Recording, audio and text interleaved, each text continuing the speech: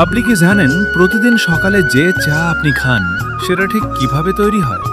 আজ আপনাদের নিয়ে এলাম চান্দুভাগ চা বাগানের সবচেয়ে বড় প্রসেসিং ফ্যাক্টরিতে। কাঁচা সবুজ পাতা থেকে শুরু করে আধুনিক বিশাল বিশাল মেশিনের ছোঁয়ায় কিভাবে চায়ের প্রসেসিং চলে তা সত্যি দেখার মতো।